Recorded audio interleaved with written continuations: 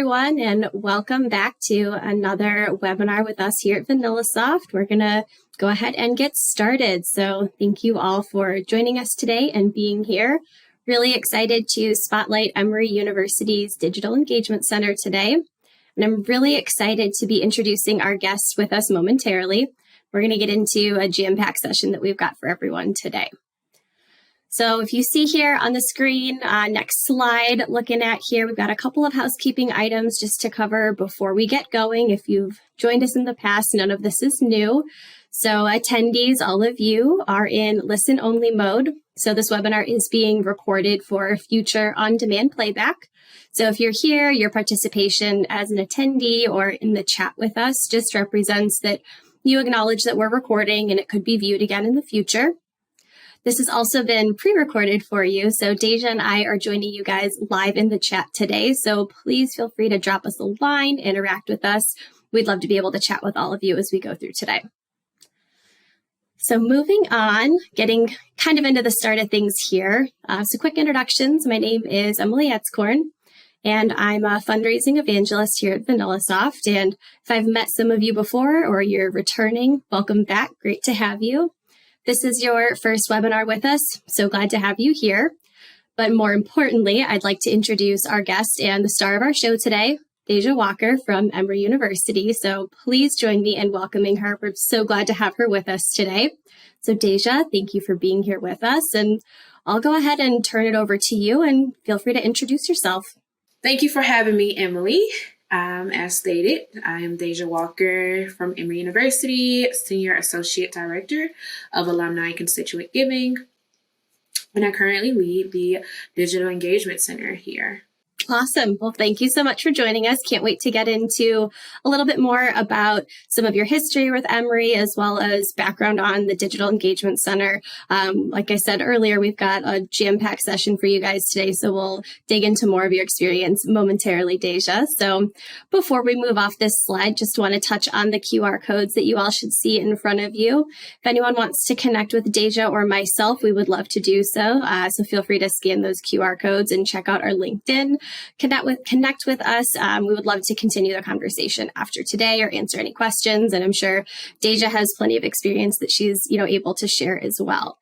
So getting into things, you can see we've got just a quick agenda up on the screen here now. So we're going to dive into some background on Emory's Digital Engagement Center. We'll talk to Daijah and hear about some secrets of success that she's got to share, whether we're talking about some of the multi-channel touchpoint strategies that she's employed to helping students be successful in their role. And then we're also going to save some time at the end to talk specifically about credit cards. So Emory and Daijah herself have done a lot of work working on credit card donations, specifically inside the Digital Engagement Center, and navigating a couple of hurdles in that area as well. So we'll make sure that we save some time to touch on that. So with that, Daijah, we can go ahead and jump into the first bit of our conversation today. And let's just talk about the background of the Digital Engagement Center. I know in the past you've mentioned to me that you came into the program around the time that you were getting ready to shift from a telefund to the Digital Engagement Center. So anything that we want to share about that, talking about maybe some of the mission of Emory as well. And I will turn it over to you to see where we want to go from there. Yes, so the former telefund program at Emory, one that was similar to many other higher education call centers or fundraising programs, was converted into a digital engagement center, or what we call here a DEC, in the fall of 2021. And the transformation occurred to ensure constituents receive individualized communications from the university regarding advancement efforts extending beyond solicitation. And this was done to make sure that, we don't just reach out for solicitation. We're able to connect with our supporters and our donors on different content areas. Awesome. Yeah. So I think everything that you guys have done and are currently doing are very much what's going on with so many programs throughout the country. and throughout other programs as well outside just the United States. So I think a lot of people that are hopefully joining us are able to relate to that. And I think there's a lot of different directions that you can go when trying to make that move. So lots that we want to get into there and hear about some of maybe the motivating factors and talking about some of the goals and strategies. But maybe just taking a step back, give us an overview on the operations of the room in general. So I would love to hear kind of what the makeup of your room looks like. How many students do you have working for you? How often are you holding shift? Do you have student leadership that helps you out? Talk even just a bit about your role and maybe what some of your day-to-day looks like so we can get a feel for what the operations look like in your room. Yes. Great question. So the Digital Engagement Center here at Emory, we call Sunday through Thursday evenings for the fall, spring, and summer semesters. And we are currently operating with more than 50 student employees. And we also provide multiple advancement opportunities for students within the program as well. This year, we established 2 new roles to expand the program. And we have student leadership caller roles, which allow some of our top performing agents an opportunity to manage their own group of prospects and be more hands-on in the donor cycle. We have seen this to be beneficial in ensuring that we can engage with those donors that are in between the annual giving and major gift levels. And we have seen some success in donor renewals and retention since outreach began last fall of 2022. And then we've also added a student fellow role in which we have an individual that manages many of the day-to-day operations, like managing the shift on the floor during calling. And they also get an in-depth introduction to the field of advancement.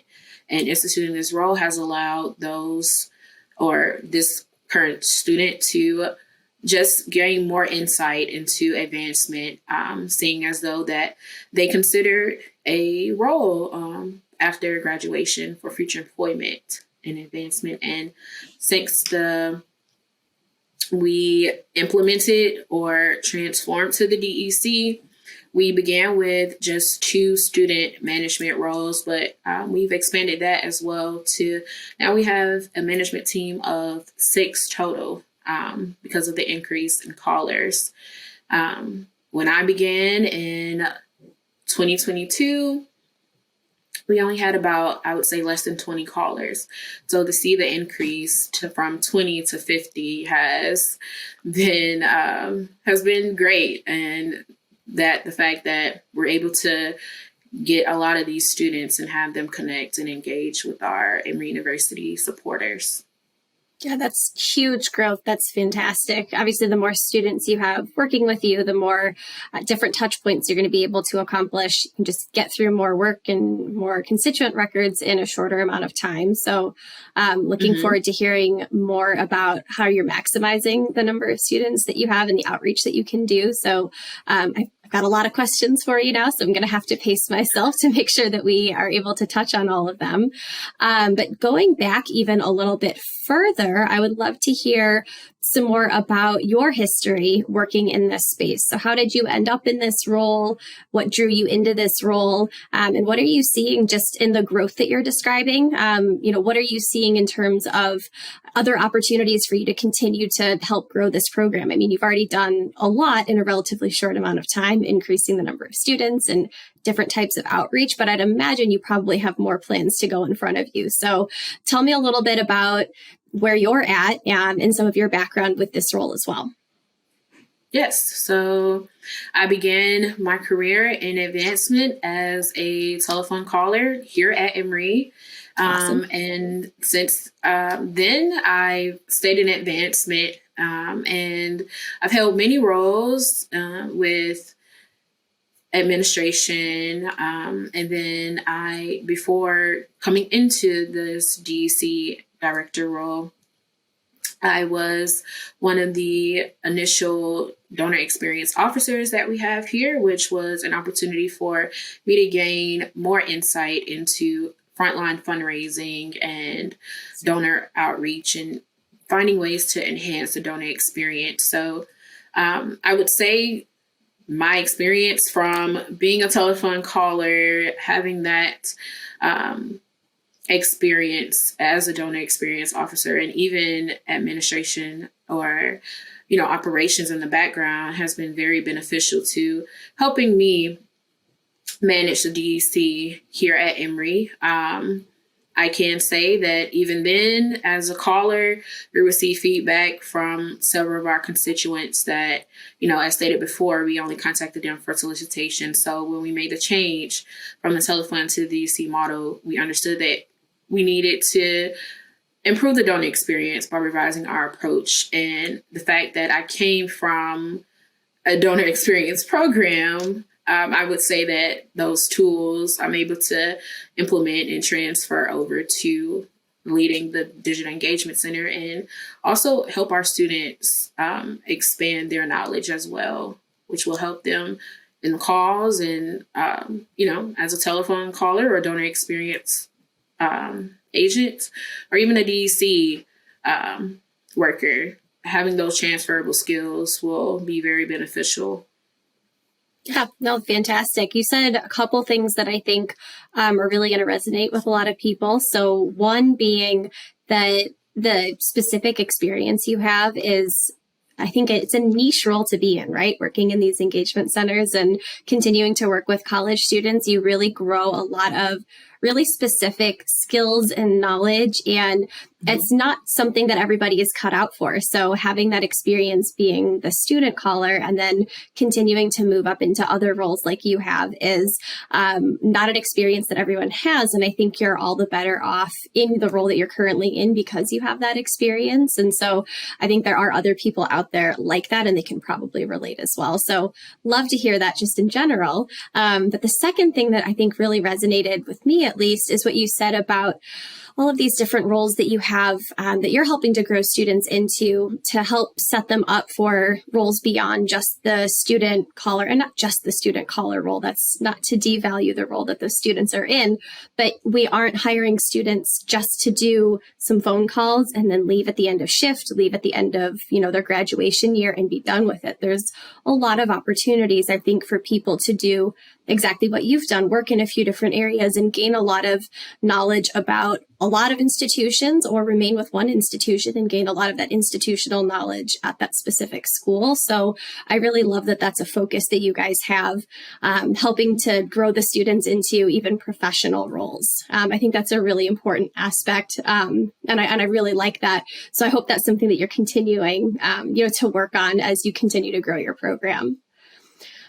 Something else that you mentioned that I would love to hear more about is just talking about some of those tools that you added as you made that shift from the telefund, more traditional kind of call center setup, to the Digital Engagement Center.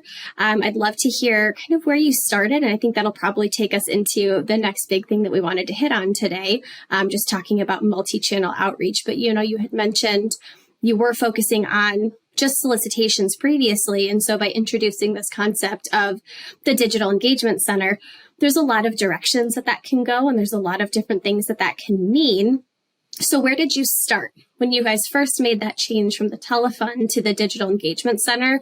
What was the first step in that? What was the first thing that you tried to introduce, and why did you choose that? And then I guess also start to talk about which directions you grew with that. Yes, that's a great question.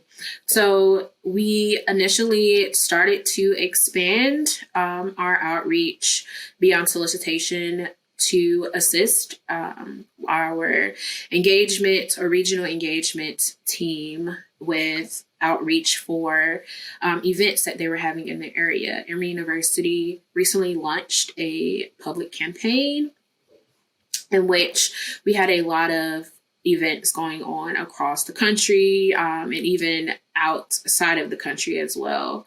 So by utilizing the Digital Engagement Center, we were able to not only reach out to those constituents that would typically attend those events in those areas, but also those that don't have many outreach or touch points from Emory University. And we were able to, again, personalize and make sure that they were able to engage with an actual, a current student or someone current at the university, and get them to possibly attend those events. And we integrated a multi-channel approach using digital touchpoints such as email and text messaging, in addition to phone as well. And we discovered that everyone doesn't respond to the same mode of outreach. And I would say we, since the beginning or the inception of the Digital Engagement Center here at Emory, VanillaSoft has been our CRM for the entirety of the program since we initially launched it. And we've utilized different other vendors for email and text messaging, but now in starting fall 2022, we utilize VanillaSoft's features for all of those touch points currently.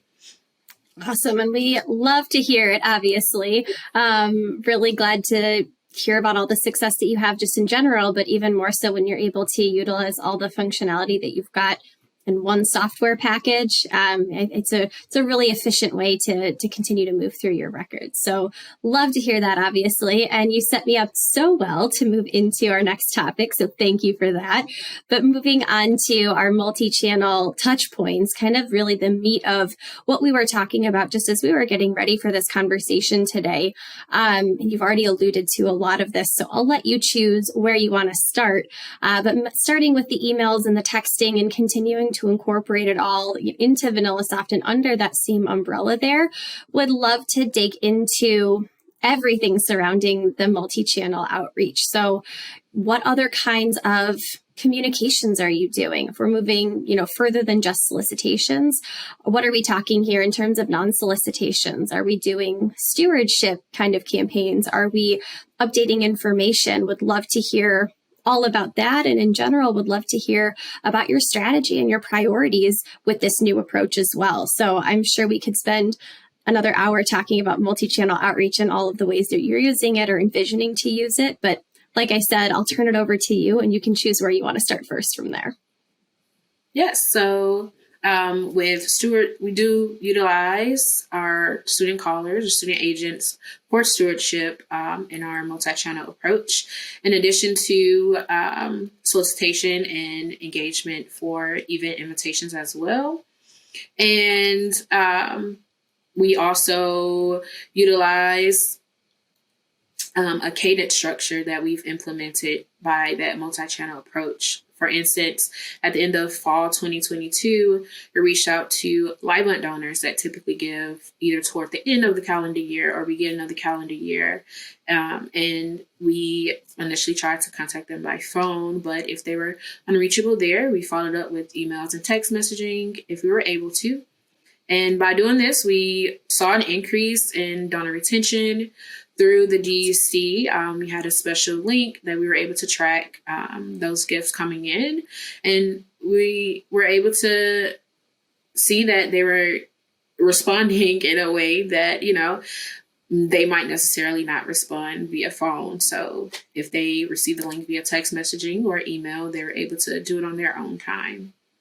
Fantastic. So many good things there. One of the things that you said a couple minutes ago, actually, like I said, you're saying so many good things. I can only keep track of so much in my head at once. But one of the things that I loved that you said was noticing some of those patterns and trends. You're totally right. Not everybody is going to want a phone call or an email or a text message. But when you're doing this kind of multi-channel outreach, multi-channel strategy, you're able to pick up on that, I think, a lot faster.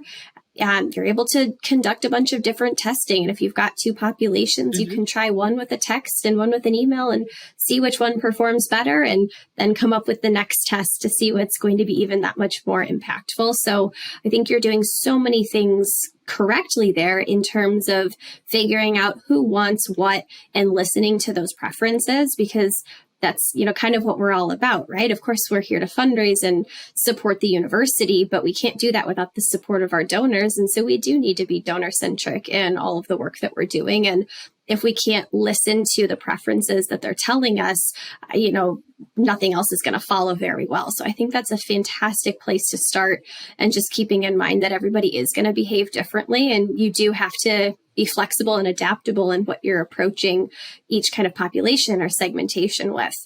I also really like all of the just different kinds of outreach that you're doing. There's similarly, there's not going to be a one size fits all type of communication for everybody either. And so depending on which populations you're speaking with, they might prefer that thank you via a text message, but you might find it's more impactful in the long run to retain them as a donor if you do a video message, for example. So just really, really fantastic to hear that you're taking advantage of all of those features that you have available to you in VanillaSoft.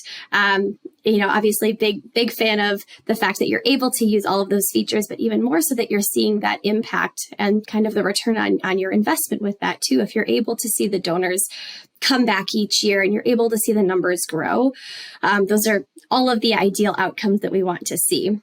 So in terms of your priorities, I'm sure donor retention is a big one. In general, I'm sure you have a monetary goal as well. But is there anything else that you're focusing on, whether it's a full range of populations or segments that you're looking at, or even just focusing on something like recent alum or something? Are you focusing on acquisition of any kind? Are you focusing on increasing, giving so people are, renewing at a higher level each year? Anything like that, and how VanillaSoft is helping you do that as well? Yes, great question. So our focus this year is more so with donor retention and donor acquisition. Awesome. We've seen a slight decrease in our millennial population. So that's our goal, to make sure that we can get those donors back with giving back to Emory University. And I would say that would be our main goal as far as DEC outreach. But we've also wanted to make sure that we do, again, improve the donor experience and be more donor centric.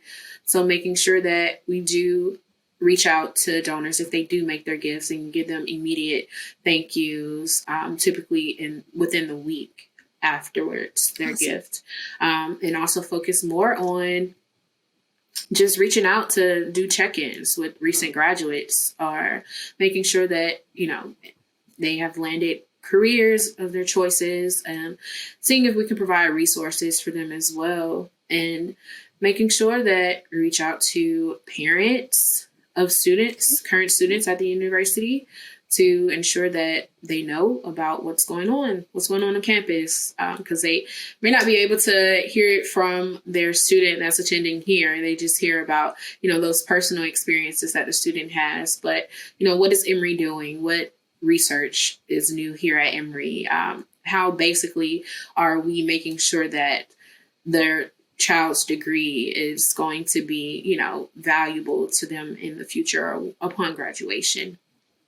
Definitely. Yeah. Parents are always a hard one to approach. So I think they always require a little bit of extra care, and a little bit of extra time, and maybe some trial and error. So all good things. Yeah, for sure there. Also what you said about the millennial population, I'm sure you're not the only one that's seeing some of that as well. And I also had the recent realization that millennials probably aren't considered young alumni anymore, which is horrifying given that I'm a millennial and no longer a young alum. So I don't love that on a personal note, but like I said, I'm sure you're not the only one that's seeing that. And that's hard, right? We have no idea what, the next round of recent grads are going to look like, or how the next generation of young alumni, how they're going to behave. And so it's kind of a guessing game sometimes. But the fact that you're staying on top of it and you're noticing these trends, and then, okay, well, that's our focus. We need to get them back on board, or maybe we need to try something new. Just again, that ability to be flexible, and to use a phrase that was overly used the past couple of years, to be able to pivot, I think is important too, just in your approach to, issues that you see that come up with certain populations. We could probably stay on this topic, I'm sure, for the rest of our time, but I have a couple of specific questions that I want to make sure that we touch on so that our audience can hear kind of from the horse's mouth. I would love to hear anything that you have to share about helping your students be successful. So whether that's helping to introduce your students to this type of multi-channel outreach, what did you do for them to help them learn or adjust to the new strategy? Or even just in general, get them comfortable with the change. I think so often it's challenging to teach students, we're using this platform and now we're using this platform, or we were doing it this way, now our messaging is this. And I think it can be hard to get student employees on board with that because it is just a part-time job. They have a lot of other things going on. So what have you done to help your students succeed throughout these changes? Yes. So at the beginning of each semester, we hold large training sessions for returning callers. And those that are coming back, we make sure that they can review the script that we do have and highlight any changes that we've made. Again, going back to that word pivot, making sure that they understand that it's like how we're having right now, a conversation, and just making sure that, it's not necessarily a script, but it's a guide, making sure that they just hit all the touch points. Consider it basically like a checklist in that case. And to make sure or to assist with their multi-channel approach, we definitely utilize VanillaSoft's ability with templates and having those templates for emails and text messaging available. And we also have templates when we do stewardship as well. And they are writing handwritten letters to our donors. So just making sure that they have those templates or those guides there. I always tell them, make it your own. This is your chance to ask the questions that you want to know the answers to, and connect to these donors, connect to these people at Emory University. I tell them that anything that I do give you as far as a template or a guide, this is just to help you out if you get stopped. You can always pivot and change and make it your own.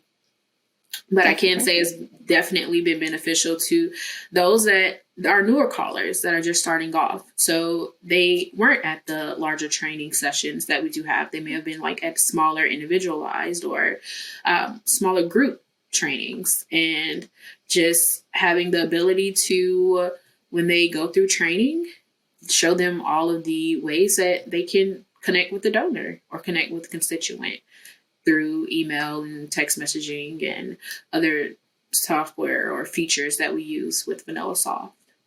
Awesome. Yeah, I think supporting your students and letting them know that they have a lot of resources at their fingertips and you're here to answer questions and I think all of that's great. And I think something else that's really important is letting them know that they don't have to be perfect on, rounds 1 through 3 of their phone calls. There is a learning curve with this job, and giving them that ability to kind of learn as they go, I think sets you up for much more long-term success. So they feel like it is okay if they, make a small mistake or something. Everyone's human. It's going to happen. So very glad to hear that you're providing all those resources. My last big question kind of for this area of our conversation today is really just speaking to making this change from your standpoint. So is there any lessons learned that you would pass along to anybody that's in the process of changing up their approach in their engagement center, or any advice that you would share? I would definitely share that when you are doing outreach, that when you're updating information, you do ask for those preferences, because if a donor lets you know that they only want to be contacted by phone and not text messaging or email, when you're changing your approach or shifting from a telefund or fundraising call center to a digital engagement center, you want to make sure that you're not upsetting those donors. Because again, we've seen time and time again, if a donor is upset, that sort of hinders our ability to get them to, if not renew their gift, to get them on board with giving back to the organization. So just making sure you're listening to the donors and putting the donor's experience first in that sense. Definitely. I think there's a lot to be said for relying on the tools that you have to make sure that you're catering to the donor's needs, basically. Obviously, always need to be donor-centric, as we talked about, but especially during times of change like that. So it's a fantastic point. Before we run out of time, I feel like we say this every time we do a webinar, but before we run out of time here, we want to make sure we hit on something that is very unique to what you guys have going on. And you shared some of this with me when we were getting ready for our conversation today, but I want to talk about credit cards. So moving to our last slide here, specifically thinking about some of the hurdles that you guys faced, I would love for you to just give an overview of the obstacles that you came up across and what you had to troubleshoot through, and then of course your ultimate solution. And then also would love to hear what that's looking like for you now and how your credit card giving looks now. But we definitely want to make sure we touch on that. Yes. So I would say this is one of my favorite things to chat about. It's something that I'm proud of here from our student agents at the Daijah Engagement Center. When I first joined the DEC, our tech team was working with the company that would ensure the program was PCI compliant and help with processing credit cards and making sure that we were able to keep donors' information safe. However, due to various reasons, we had to terminate the relationship and we were left with the task of finding another solution. Fortunately, VanillaSoft has a feature that allows our students to transfer from their VS Connect phone number to a landline phone. And we have now student supervisors in place at multiple stations across the call center, ready and available to process those credit cards. And by having the callers inform the donors that they will be transferred to, I would say, an individual in charge, we've seen an increase in credit card gifts, which I can assume to be because there's an increased sense of security on the donor's end and around this new process. And throughout the fall 22 semester, we were able to maintain a credit card rate of, on average, 55% across all of our calling pools, which I would say is an increase from fall of 2021 of about 10 to 11% on average. That's enormous, Daijah. I'm sure I can't be the only one hearing that and just being absolutely blown away. 10, 11% credit card rate is something where I think a lot of programs hang out around because it can be challenging, especially depending on, if somebody doesn't trust the system or whatever the concerns may be. But taking the increase aside, a 55% credit card rate is absolutely fantastic. Just knocking it out of the park. And then when you consider what kind of growth that is in just 1 year, comparing a fall semester to a fall semester, that is absolutely blown away. I'm so impressed. I also think you've done a really nice job of succinctly describing a very challenging problem. So I hope everybody listening to this can give you all of the credit that you're due. It is not easy to navigate PCI compliance issues. It's something that pops up for anybody that could be setting up a program. Everyone wants to make sure that the transactions we're processing are secure and, different rules and regulations you have to follow. And it's not an easy one to navigate. And you guys did an awesome job of finding a solution that works for you. And so fantastic that VanillaSoft was able to help facilitate that too. So you could go out and get those credit cards. Obviously, we all know in this world the importance of getting the gifts on the credit card, fulfilled dollars right in the door. Who can beat that? But all that to say is just not to undercut the accomplishment that is. You should rightfully be very proud of that, not only finding the solution, but seeing that kind of growth. That's absolutely unreal. And I know you just started calling this spring semester, but I have high hopes to hear at the end of your spring calling semester that you also have an incredibly high credit card rate as well. So that's absolutely absolutely fantastic. Do you have any goals around credit card rates? Other than just a rate, do you have a goal for credit card number of dollars or anything like that? Or are you just looking to get as many as possible on credit cards? So we don't have a typical donor dollar goal. Our goal is to get 1,250 gifts through the Digital Engagement Center. Great. And last semester, we were able to secure close to 500. So we're a little over the way there, but we do have this semester a big day of giving that we typically get most of our gifts from in the spring semester. Awesome. And As far as credit card rate, again, staying with that 55%. If we can't, at least beat it, I would try to at least stay the same on our average.